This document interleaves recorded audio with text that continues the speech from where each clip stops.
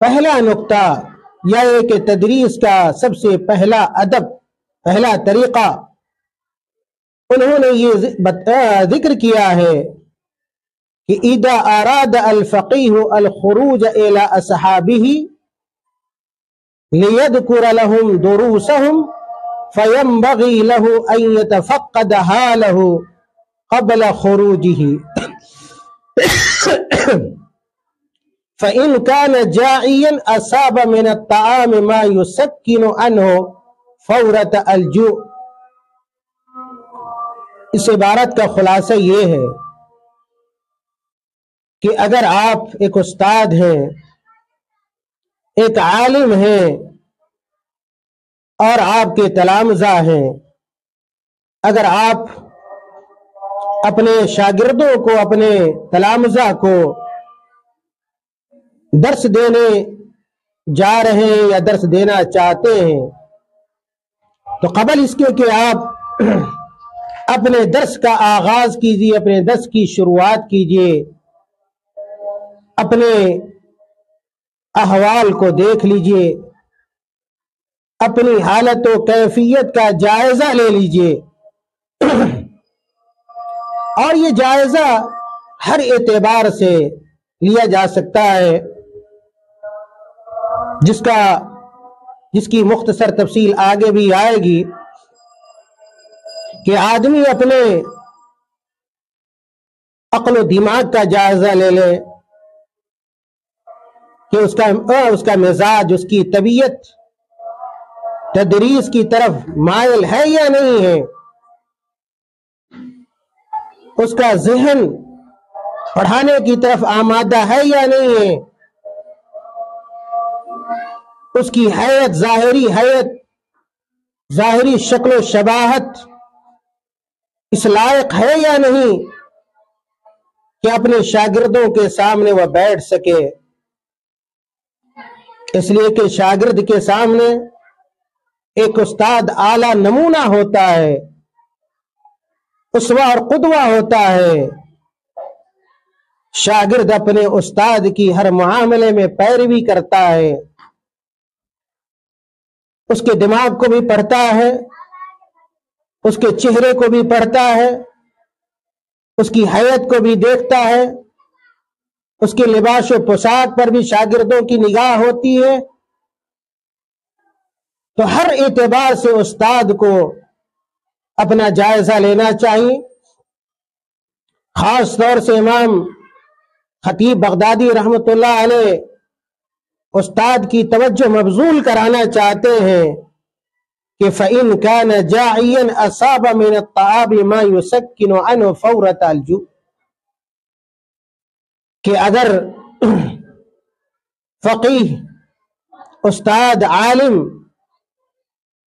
اگر بھوکا ہے، بھوک کی شدت کو اگر وہ محسوس کر رہا ہے،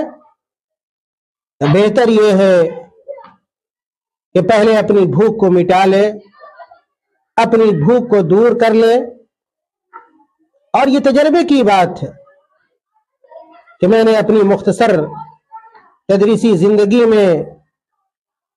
میں نے بھی تجربہ کیا ہے، اور یہ محسوس کرتا ہوں کہ پڑھانا، تدریس کا یہ عمل کوئی آسان عمل نہیں، اس میں دماغی تھکاوٹ بھی ہوتی ہے، جسمانی تھکاوٹ بھی ہوتی ہے، اور آدمی بھوک کو محسوس کرتا ہے، پیاس کو محسوس کرتا ہے۔ اگر استاد کو بھوک لگی ہوگی یا پیاس کی شدت وہ محسوس کر رہا ہوگا، تو پھر صحیح انداز میں اور ٹھیک طریقے سے وہ تدریس کے حق کو ادا نہیں کر سکتا ہے۔ اسی لیے امام خطیب بغدادی رحمۃ اللہ علیہ کہتے ہیں کہ استاد کو چاہیے کہ اپنی بھوک کو مٹا لے، بھوک کی شدت کے ساتھ تدریس کے عمل کو جاری نہیں رکھا جا سکتا ہے۔ اور اس چیز کی توثیق کے لیے اور ثابت کرنے کے لیے خطیب بغدادی رحمۃ اللہ علیہ نے اللہ کے رسول صلی اللہ علیہ وسلم کی مشہور حدیث، جو حدیث عبداللہ ابن عمر رضی اللہ تعالیٰ عنہما سے مروی ہے، بیان کیا ہے کہ اللہ کے نبی صلی اللہ علیہ وسلم نے کہا اذا كان احدكم على الطعام فلا يعجل عنه حتى يقضي حاجته منه وان اقيمت الصلاة۔ اس حدیث کا معنی اور مفہوم یہ ہے کہ اگر کوئی آدمی کھانے پر بیٹھا ہوا ہو، کھانے پر موجود ہو، تو جلدی نہ کرے یہاں تک کہ آدمی اپنی حاجت اور ضرورت کو پوری کر لے، اگرچہ نماز کھڑی ہو جائے۔ نماز بھی عبادت ہے اور علم بھی عبادت ہے، اس لیے خطیب بغدادی رحمۃ اللہ علیہ نے اس حدیث کو بیان کیا اور کہا کہ استاد کے لیے بہتر یہ ہے کہ وہ کھا پی کر تدریس کے عمل کو شروع کرے۔ دوسرا جو نقطہ آداب تدریس کے طور پر خطیب بغدادی رحمۃ اللہ علیہ نے ذکر کیا ہے وہ یہ کہ وَإِن كَانَ حَاقِلًا قَضَى حَاجَتَهُ، اگر استاد کو قضائے حاجت کی ضرورت ہے، پیشاب اور پاخانے سے فارغ ہونے کی ضرورت ہے، تو پہلے فارغ ہو لے۔ استاد قضائے حاجت کی ضرورت محسوس کر رہا ہو، اگر ایسی حالت میں وہ درس شروع کرے گا، وہ اپنی کتاب کا آغاز کرے گا، تو ایک سوئی کے ساتھ، سنجیدگی کے ساتھ، سکون اور اطمینان کے ساتھ وہ اپنے درس کو مکمل نہیں کر سکتا ہے، باتوں کو اچھے انداز میں وہ طلبہ اور طالبات کے سامنے نہیں پیش کر سکتا ہے۔ اس لیے ہر استاد کو چاہیے، ہر معلم کو چاہیے کہ درسگاہ میں جانے سے پہلے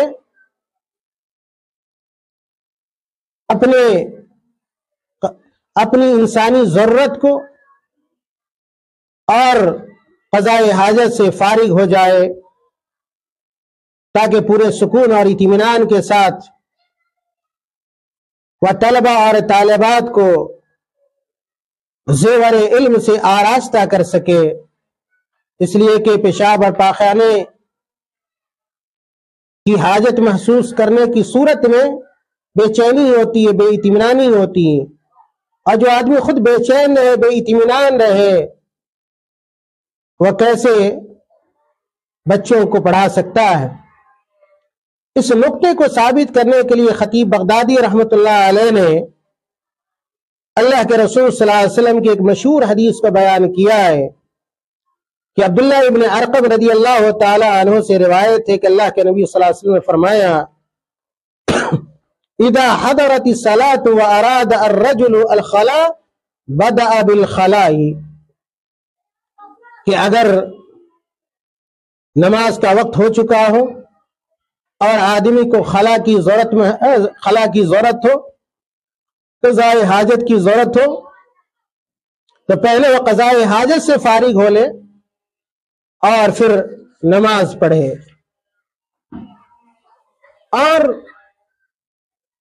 اور بھی اس حدیث کے علاوہ اور بھی دلائل سے اس نقطے کو خطیب بغدادی رحمۃ اللہ علیہ نے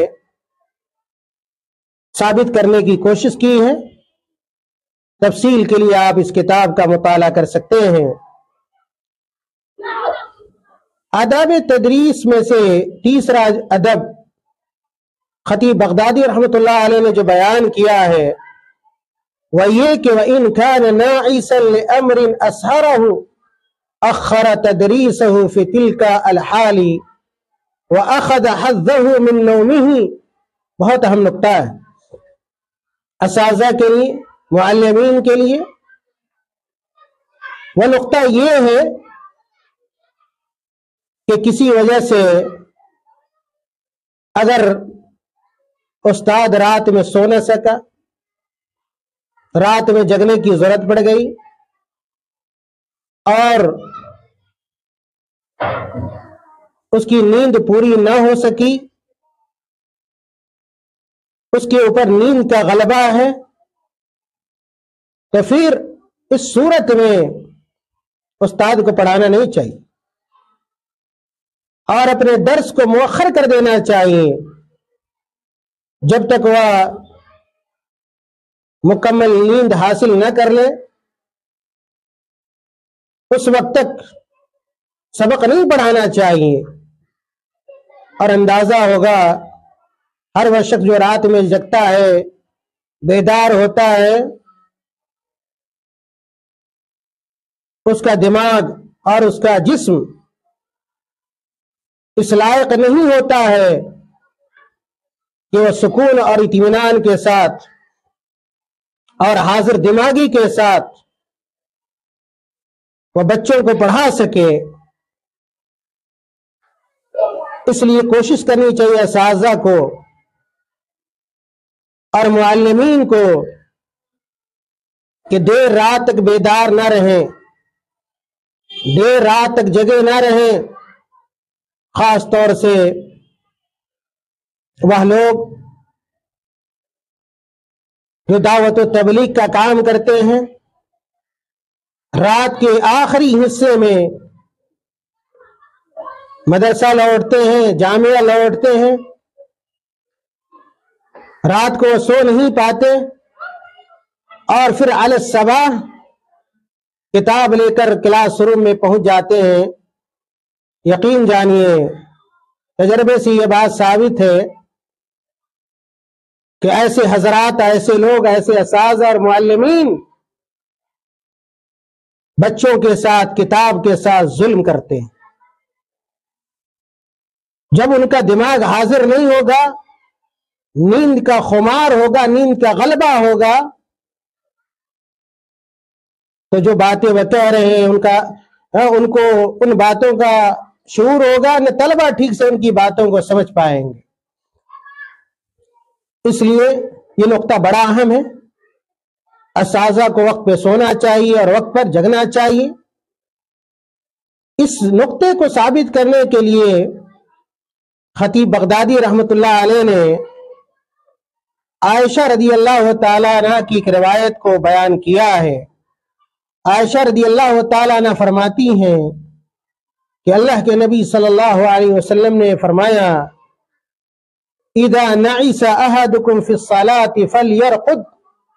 حتى يذهب عنه النوم، کہ اگر نماز میں کسی کو نیند آئے، اونگ آئے، تو اس آدمی کو پہلے سو جانا چاہیے۔ فإن أحدكم حتى يذهب عنه النوم، جب نیند ختم ہو جائے، اونگ ختم ہو جائے، تو پھر نماز پڑھنی چاہیے، اس لیے کہ اونگ کے ساتھ، نیند کے ساتھ اگر آپ اللہ کی عبادت کریں گے، نماز پڑھیں گے، تو اس کا نقصان کیا ہوگا؟ کہا اللہ کے نبی صلی اللہ علیہ وسلم نے، فَإِنَّ أَحَدَكُمْ إِذَا صَلَّى وَهُوَ نَاعِسٌ لَعَلَّهُ يَذْهَبُ لِيَسْتَغْفِرَ فَيَسُبُّ نَفْسَهُ، نماز میں بجائے اونگ آ رہی ہے اور اسی حالت میں اگر وہ نماز پڑھ رہا ہے تو ممکن ہے کہ بجائے وہ اپنے لیے مغفرت طلب کرنے کے اپنے آپ پر لعن و طعن کرے، سب و شتم کرے۔ اس لیے جب نیند کا غلبہ ہوتا ہے، گویا ایک طرح سے انسان کی عقل ختم ہو جاتی ہے، عقل معاف ہو جاتی ہے، عقل کام نہیں کرتی۔ اس لیے نیند کی حالت میں نہ بہتر انداز میں نماز پڑھی جا سکتی ہے اور نہ بہتر انداز میں تدریس کے فریضے کو انجام دیا جا سکتا ہے۔ اس لیے علماء، بالخصوص اساتذہ کو بہت زیادہ شب بیداری سے گریز کرنا چاہیے، بچنا چاہیے۔ آداب تدریس کے حوالے سے یا طریقہ تدریس کے حوالے سے جو اگلا نقطہ ہے وہ یہ ہے، امام خطیب بغدادی रहमतुल्लाह अलैह कहते हैं कि उस्ताद के सामने क्लास रूम में हो या ये कि अगर मस्जिद में दर्स का नज्म हो रहा है तो मस्जिद में, उस्ताद के सामने क्लास रूम में मुख्तलिफ किस्म के तलबा होते हैं। बाज़ तलबा बाज़ से इल्म के मुआमले में, फहम के मुआमले में फायक होते हैं, आला होते हैं। सारे तलबा का इल्मी मेयार एकसा और बराबर नहीं होता है। इस चीज का ख्याल हर उस्ताद को करना चाहिए। इमाम खतीब बगदादी रहमतुल्लाह अलैह ने कहा, वमन कान अक्सरहुम इल्मन व असरअहुम फहमन फइन्नहु युक़र्रिबुहु, कि तलबा में से, शागिर्दों में से इल्म के मामले में, फहम के मामले में जो ज्यादा बेहतर हैं, उनको उस्ताद अपने करीब कर सकता है, अपने करीब बैठा सकता है। और फिर वह तलबा जिनका नंबर इल्म और फहम में उनके बाद आता है, उनकी नशिस्त रखी जा सकती है,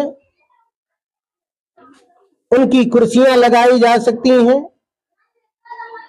और उनके बैठने की जगह मुख्तस की जा सकती है।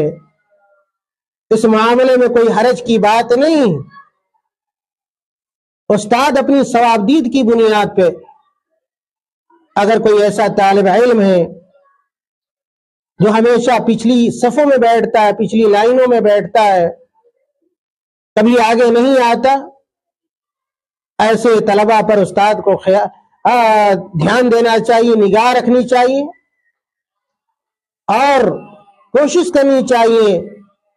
कि ऐसे तलबा भी आगे बैठें ताकि बातों को अच्छे अंदाज में समझ सके। इमाम खतीब बगदादी रहमतुल्लाह अलैह ने इस नुक्ते से मुताल्लिक अल्लाह के रसूल सल्लल्लाहु अलैहि वसल्लम की एक हदीस बयान की है।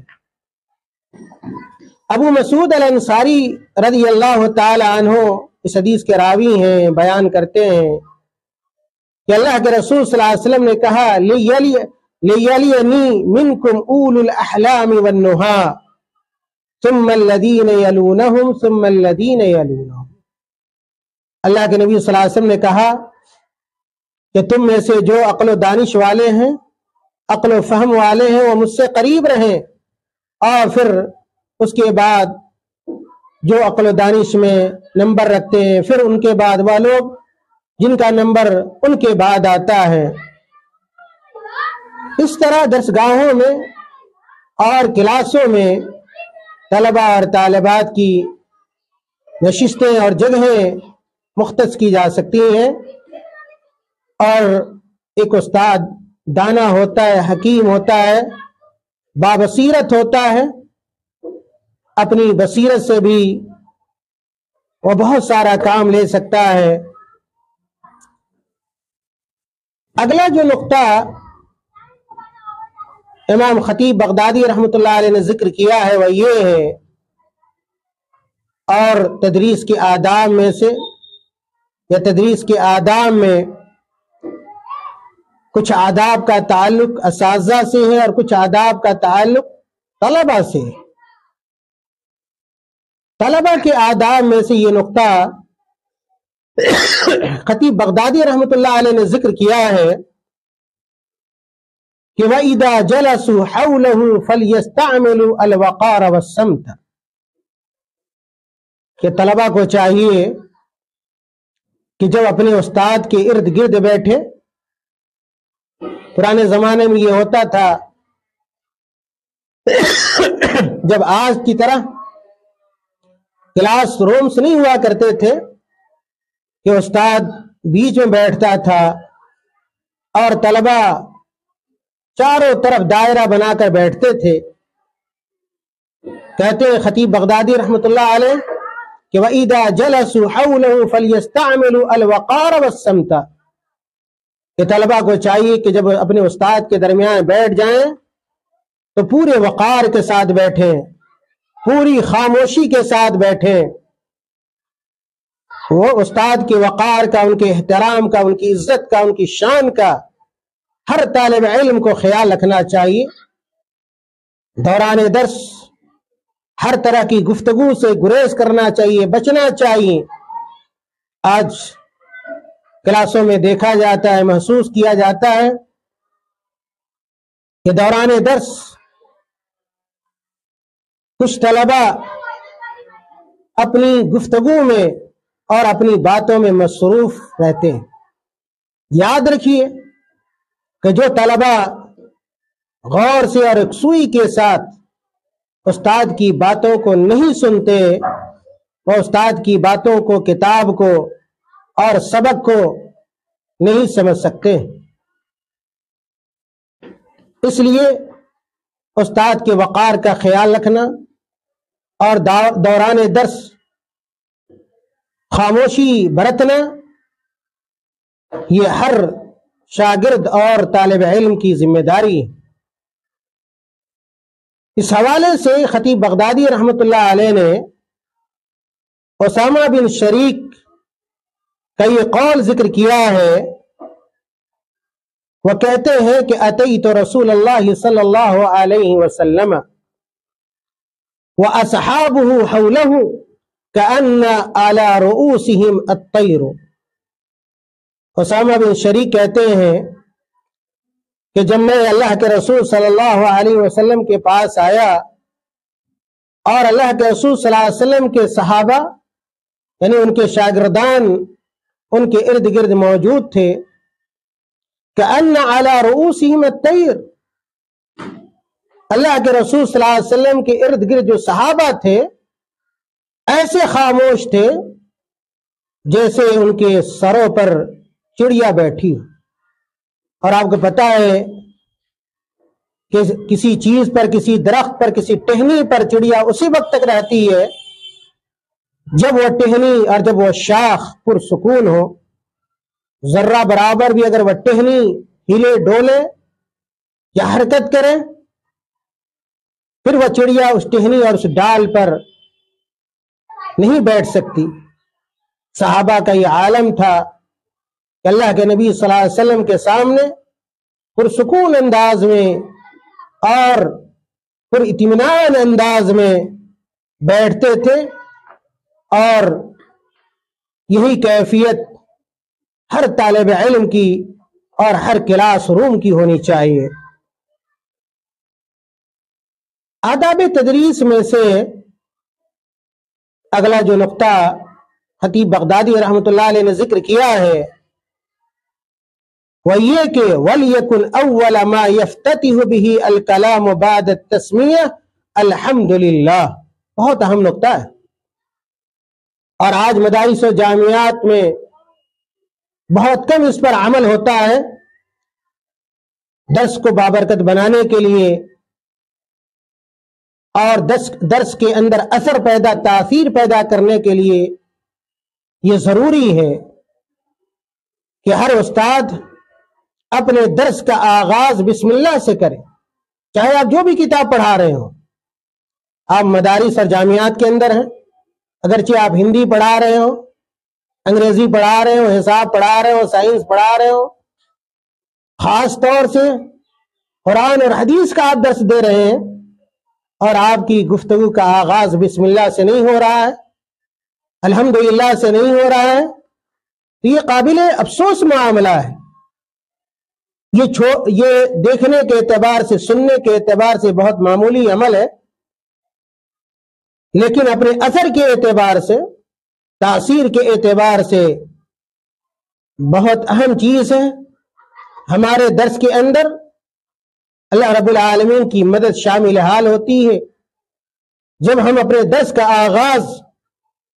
بسم اللہ سے کرتے ہیں، الحمدللہ سے کرتے ہیں. اس نقطے کی تائید میں خطیب بغدادی رحمۃ اللہ علیہ نے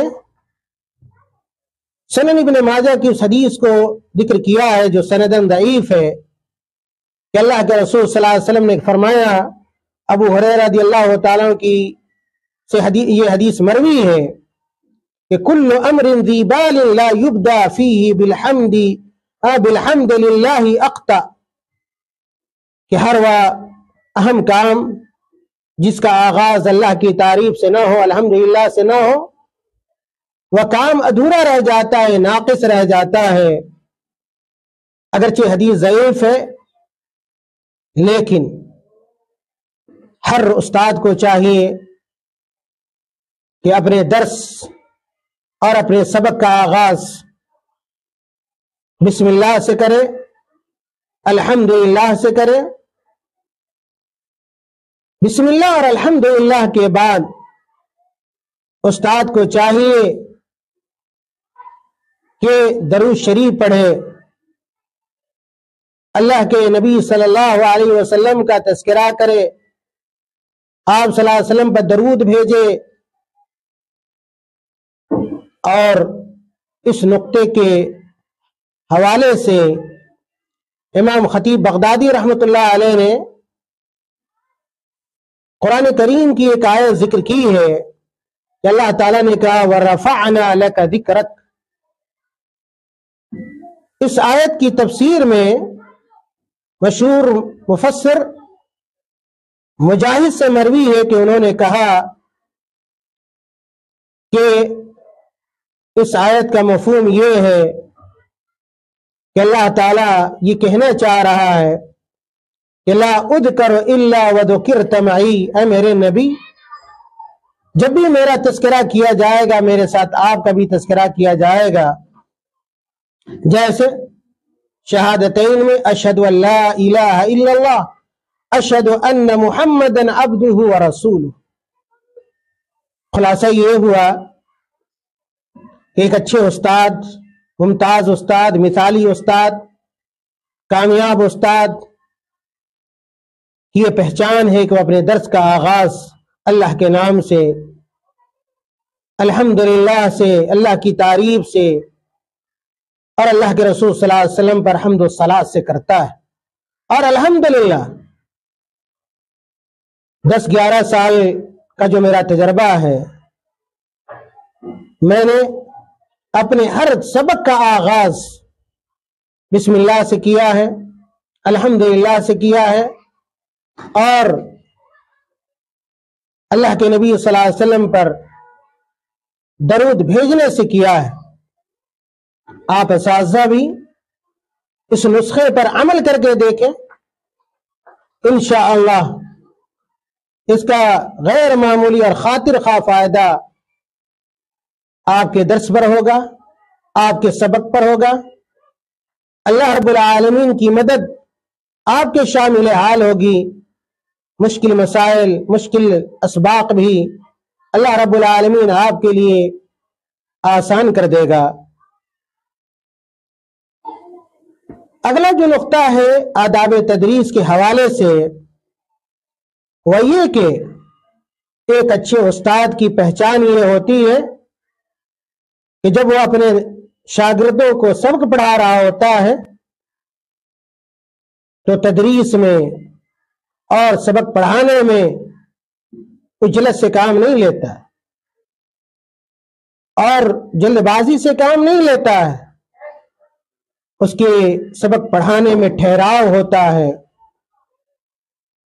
پورے سکون کے ساتھ، پورے اطمینان کے ساتھ، ہر لفظ کو واضح کرتے ہوئے، ہر حرف کو واضح کرتے ہوئے وہ عبارت خوانی کرتا ہے، ایک ایک کلمے کو واضح کرتا ہے، ایک ایک حرف کو واضح کرتا ہے، اس بات کی پوری کوشش کرتا ہے کہ طلبہ اس کی بات کو ٹھیک طریقے سے سمجھ سکیں۔ امام خطیب بغدادی رحمۃ اللہ علیہ کی عبارت کو سنی، کہتے ہیں ثم يذكر لهم الدرس على تمكث وتودة من غیر اسراع وعجلة، کہ جب درس کو شروع کرے یا درس دے تو اس کے اندر درس کے اندر ٹھہراؤ ہونا چاہیے، اور رک رک کے ٹھہر ٹھہر کے درس دے، جلد بازی نہ کرے، اجلت نہ کرے۔ اور آپ کو پتا ہے کہ اجلت یہ شیطان کی طرف سے ہوتا ہے۔ بہت سارے اساتذہ کو دیکھا جاتا ہے کلاس روم میں جب وہ درس دیتے ہیں تو ان کا انداز تقریری ہوتا ہے۔ ایک مقرر جس طرح لے کے ساتھ، سر کے ساتھ تقریر کرتا ہے، اسی طرح بعض اساتذہ، بعض معلمین کلاس روم میں عجلت کے ساتھ، سرعت کے ساتھ، لے کے ساتھ درس دیتے ہیں۔ یہ درس دینے کا اچھا طریقہ نہیں۔ درس کا انداز الگ ہوتا ہے، تقریر کا اور خطابت کا انداز الگ ہوتا ہے۔ اس لیے دونوں کے فرق کو سمجھنا چاہیے اور کوشش کرنی چاہیے کہ ٹھہر ٹھہر کر سبق پڑھائیں تاکہ طالب علم پورے طور پر سبق کو سمجھ سکے۔ سمجھنے کا موقع، سوال کا موقع، غور و فکر کا موقع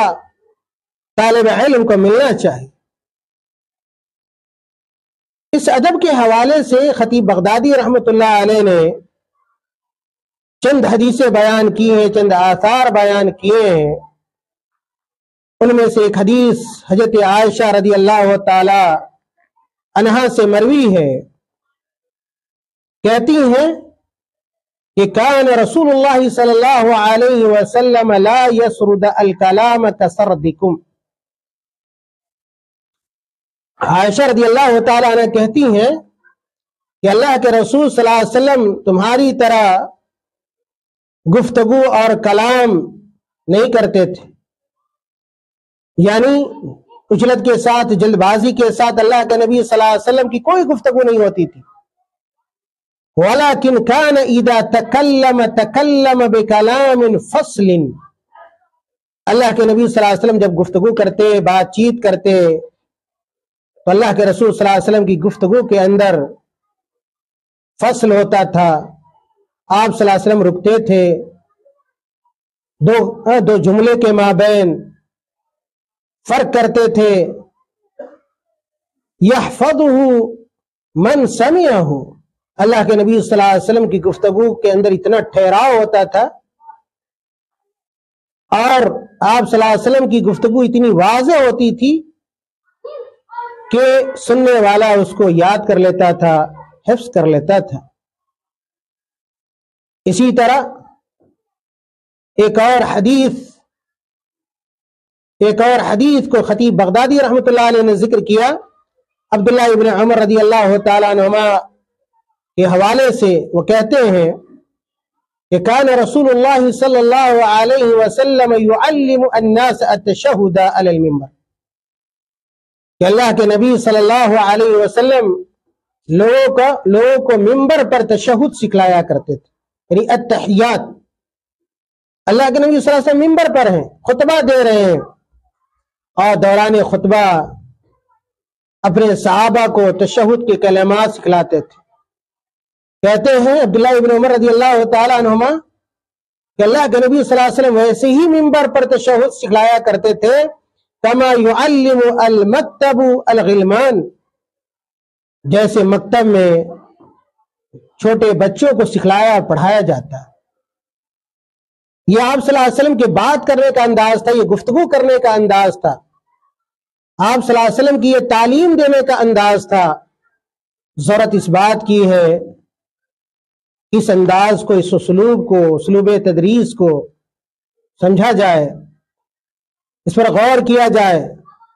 اور ہر استاد، ہر معلم اپنی زندگی کے اندر،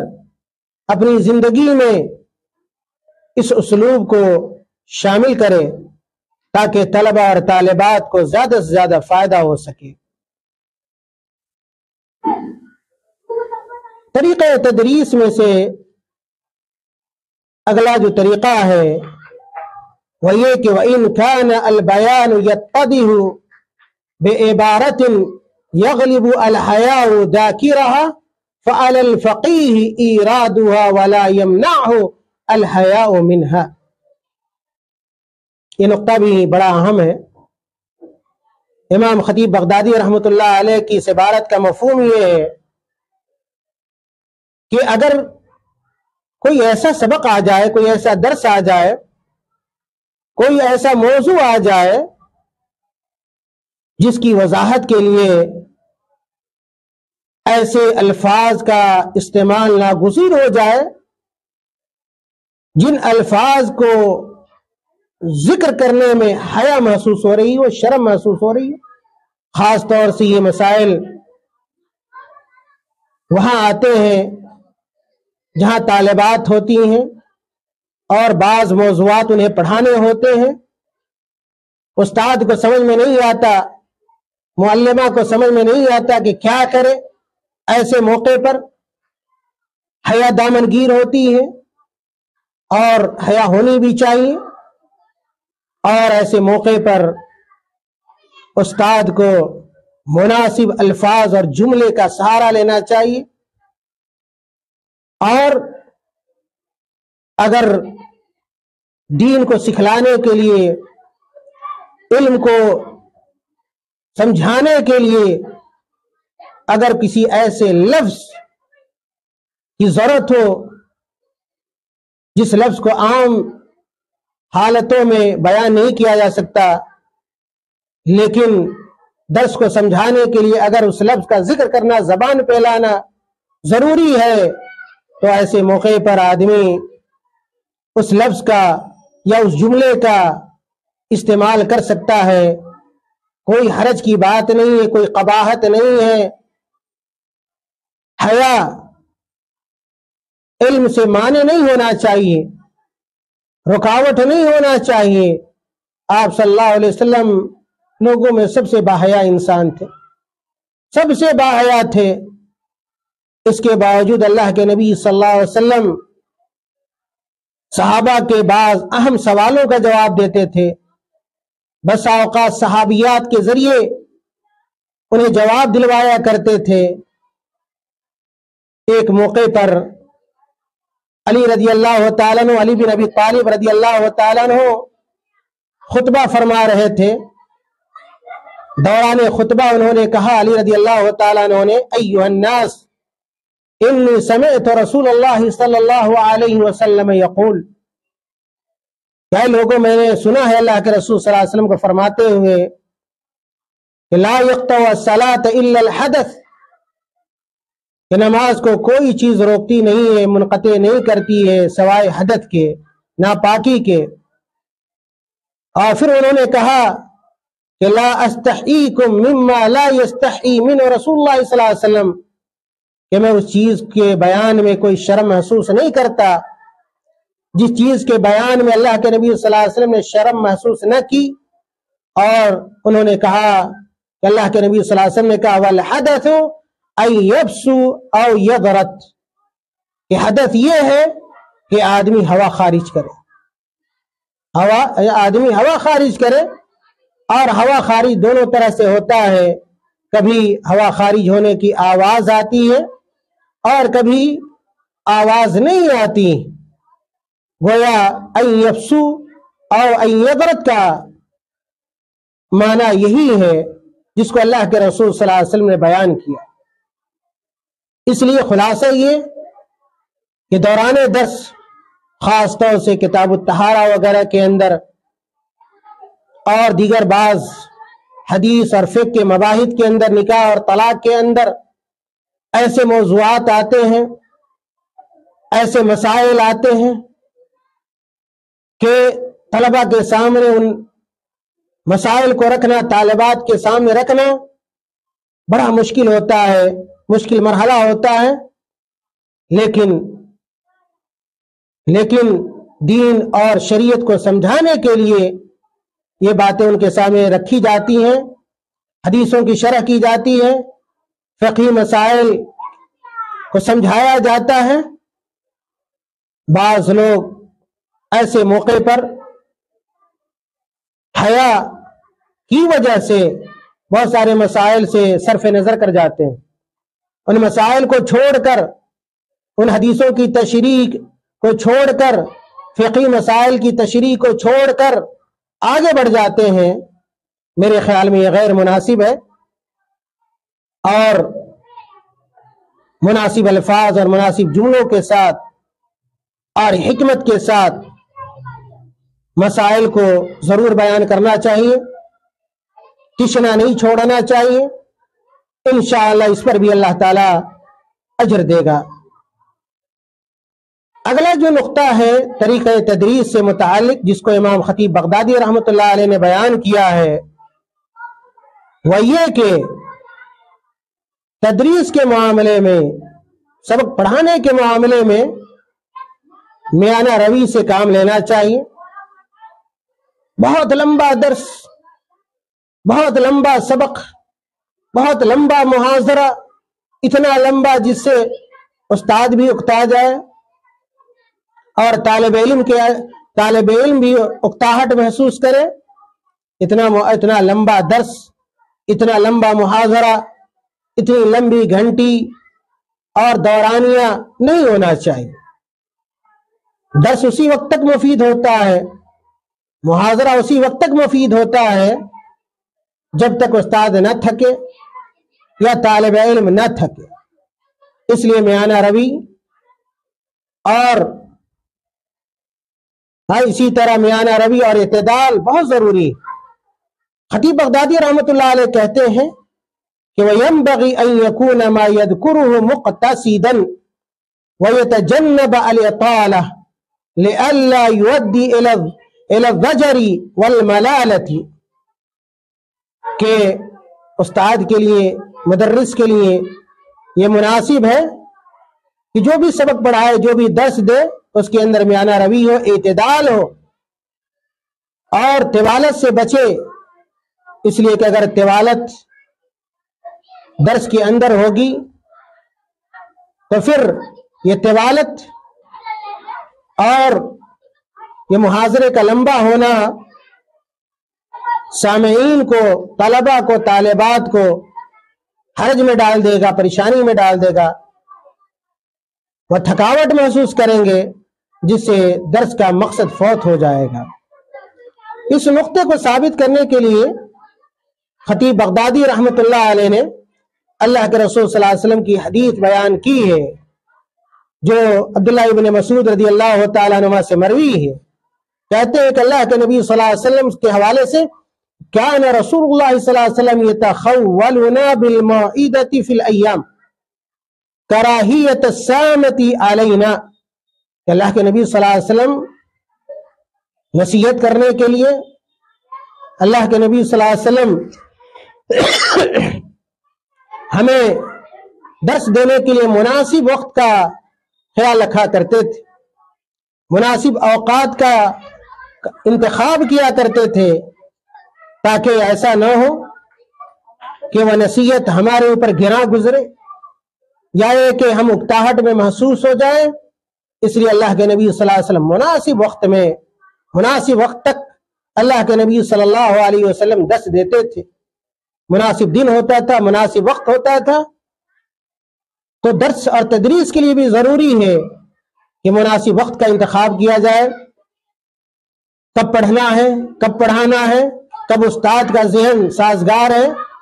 کب طالب علم کا ذہن آمادہ ہے پڑھنے کی طرف۔ تعلیم میں زبردستی نہیں اور اکراہ نہیں ہے، تعلیم اور تدریس کو تھوپا نہیں جا سکتا ہے۔ تعلیم شوق کا نام ہے، محبت کا نام ہے، یہ ایک عظیم پیشہ ہے، عظیم مشغلہ ہے، جس میں انسان کی عقل کام کرتی ہے، انسان کی روح کام کرتی ہے، انسان کا جسم کام کرتا ہے۔ اس لیے انسانی عقل، انسانی روح اور انسانی جسم کو مشین نہیں بنایا جا سکتا۔ اسی طرح اس نقطے کو ثابت کرنے کے لیے خطیب بغدادی رحمۃ اللہ علیہ نے جابر بن عبداللہ رضی اللہ تعالیٰ عنہ کی حدیث میں بیان کی ہے۔ وہ کہتے ہیں کہ ان رسول اللہ صلی اللہ علیہ وسلم قال یا ایھا الناس अलैकुम बिल क़स्त। अल्लाह के नबी सल्लल्लाहु अलैहि वसल्लम का ऐ लोगों मियाना रवी इख्तियार करो। अलैकुम बिल क़स्त 2 मरतबा कहा अल्लाह के नबी सल्लल्लाहु अलैहि वसल्लम ने। फ़इन्नल्लाह ला यमल्लु हत्ता तमल्लु। अल्लाह रब्बुल आलमीन नहीं थकेगा, अल्लाह ताला को उकताहट नहीं है, हम खुद उकता जाएंगे। इसलिए आदमी को इबादत के मामले में, तालीम और ताल्लुम के मामले में इत्तेदाल को इख्तियार करना चाहिए। इत्तेदाल की राह सबसे अच्छी राह होती है, सबसे कामयाब और बेहतर राह होती है। सबसे ज्यादा फायदा इत्तेदाल से होता है, शिद्दत से नहीं होता है, सख्ती से नहीं होता है। जो मामला और जो फायदा इत्तेदाल से और नरमी और सहूलत से होता है। इस नुक्ते को बयान करने के बाद खतीब बगदादी रहमतुल्लाह अलैह ने इस बात की तरफ भी इशारा किया है कि अगर कभी उस्ताद को जरूरत हो कि अपनी गुफ्तगू और अपने मौजू को दराज करे, लंबा करे, कभी कभार हो सकता है कोई ऐसा मौजू है जो इस बात का मुतकाजी है कि दर्स लंबा हो, मुहाजरा लंबा हो, तो जरूरत के पेश नजर मुहाजरे को लंबा भी किया जा सकता है। और इसकी भी मिसाल अल्लाह के रसूल सल्लल्लाहु अलैहि वसल्लम की सुन्नत के अंदर, आप सल्लल्लाहु अलैहि वसल्लम की जिंदगी के अंदर मिलती है। अबू ज़ैद अम्र बिन अख्तब अल अंसारी रदी अल्लाह ताला अन्हु की एक हदीस इस हवाले से आती है।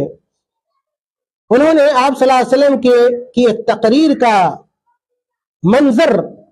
और नक्शा पेश किया है। हदीस के अल्फाज आप सुन लें। अबू ज़ैद रदी अल्लाह ताला अन्हु कहते हैं कि सल्ला बिना रसूलुल्लाह सल्लल्लाहु अलैहि वसल्लम अल-फज्र थुम्मा सईदा अल-मिंबर फखतबना हत्ता हदरत अज़-ज़ुhr नज़ला फसल्ला थुम्मा सईदा फखतबना हत्ता हदरत अल-असर थुम्मा नज़ला फसल्ला थुम्मा सअदा अल-मिंबर फखतबना हत्ता गरबत अश-शम्स फअखबरना बिमा काना व बिमा हुवा काइन फआलमुना अहफज़ुना। ये जो हदीस है सही मुस्लिम की रिवायत है और अल्लाह के नबी सल्लल्लाहु अलैहि वसल्लम की हदीस का ताल्लुक क़यामत के अहवाल से मुतालिक। अल्लाह के नबी सल्लल्लाहु अलैहि वसल्लम ने जब क़यामत के अहवाल को बयान किया तो उस मौके से आप सल्लल्लाहु अलैहि वसल्लम की तकरीर बड़ी लंबी हुई, बड़ा लंबा खिताब दिया अल्लाह के नबी सल्लल्लाहु अलैहि वसल्लम ने। यानी फजर से लेकर और गुरूब आफताब तक वक्फे वक्फे से अल्लाह के नबी सल्लल्लाहु अलैहि वसल्लम तकरीर करते रहे, खिताब करते रहे और सहाबा सुनते रहे। इस हदीस को दलील बनाकर खतीब बगदादी रहमतुल्लाह अलैह ने यह साबित करने की कोशिश की है कि कभी कभार जरूरत के पेश नजर मुहाजरे को लंबा किया जा सकता है, लेकिन हमेशा नहीं, ये मामूल नहीं बनना चाहिए। बेहतर इत्तेदाल है। अगला जो नुक्ता जिक्र किया है उसकी तरफ सिर्फ मैं इशारा करना चाहता हूं, अगर मौका मिला तो तफसील किसी दूसरे मुहाजरे में आपके सामने रखी जाएगी। अगला जो नुक्ता है कि अगर उस्ताद किसी सबक में, किसी मुहाजरे में, किसी दर्स में यह महसूस करता है कि सबक को समझाने के लिए, किसी नुक्ते को समझाने के लिए तशबीह की जरूरत है, गैर मालूम शय को मालूम शय पर कयास करने की जरूरत है, गैर महसूस को महसूस शय पर से तशबीह देने की जरूरत है, तो एक कामयाब उस्ताद की जरूरत है कि वो अपनी बातों को समझाने के लिए तशबीह का सहारा ले, इशारे किनाए का सहारा ले। मौजूदा वक्त में जो आलात हैं और जो वसाइल तालीम हैं, उन तालीम का सहारा लिया जा सकता है। यहाँ पे ये कहना मुनासिब होगा कि अगर कोई ऐसा सबक है, ऐसा दर्स है, ऐसा मौजू है जिस बात का मुतकाजी है कि उसको व्हाइट बोर्ड पर या ब्लैक बोर्ड पर लिखा जाए, उसके शिकों को वाज़े किया जाए, बच्चों के सामने तस्वीरें पेश की जाएं, उसका खाका लाया जाए, उसका तस्वुर पेश किया जाए तहरीरी शक्ल में, जदवल की शक्ल में, तो इससे भी उस्ताद को गुरेज नहीं करना चाहिए और मौका को मुनासिब समझते हुए व्हाइट बोर्ड का, ब्लैक बोर्ड का یعنی کہ اس سے بھی اہم جو چیزیں ہیں وسائل تعلیم میں، ان چیزوں کا استعمال کیا جا سکتا ہے، بلکہ استعمال کرنا بہت ہی مناسب ہوتا ہے، اور طلبہ بہت آسانی سے